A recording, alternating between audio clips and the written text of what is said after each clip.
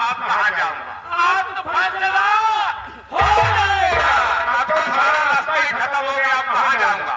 क्योंकि यादव जी इतना पैसा लगाया है तो बिना मनवाए मन गए ना। तू हमारे बहने का आदमी है, ये तो मनवा नहीं सकता। मेरी बहन के साथ ऐसा बर्ताव क्या है? मुंह दिखाने का भी नहीं, इसको झूठों का ठोका दिया है तुमने।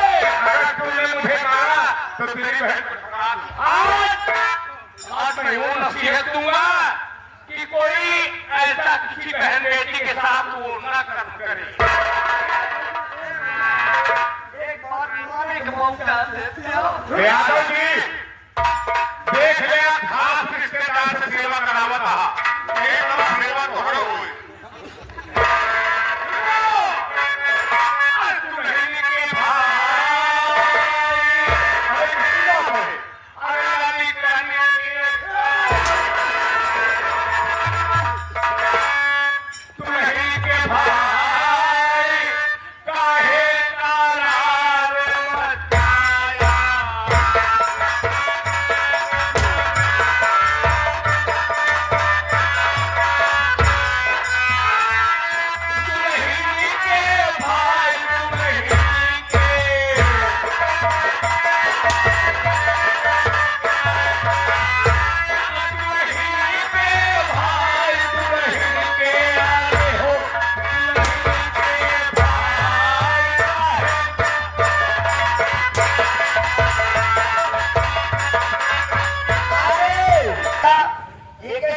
पूरा चेहरा शरीर सारा महिषा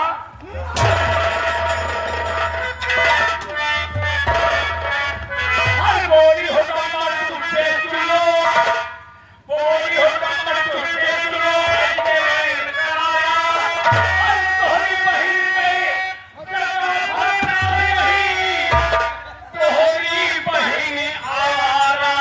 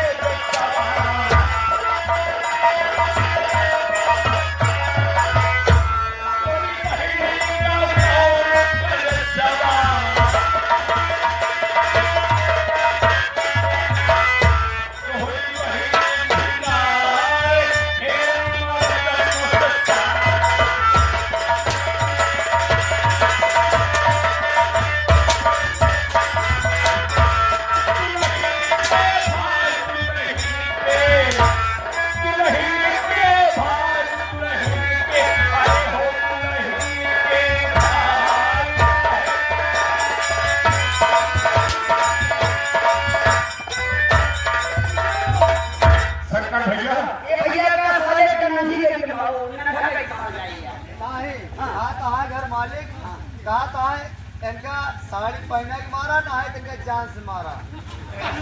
हम नहीं कहते घर मालिक हम तो भाई हाथ के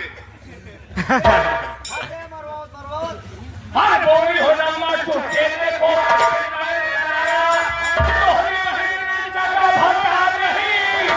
तोहरी बहिन आवारा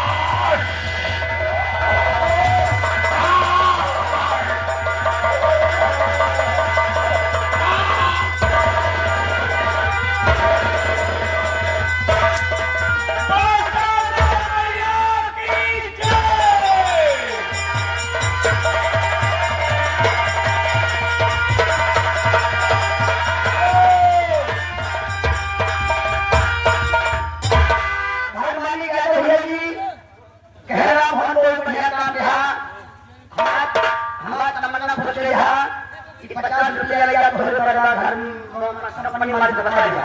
अच्छा अगर कोई कोई बात नहीं या एक मिनट के बिना मारना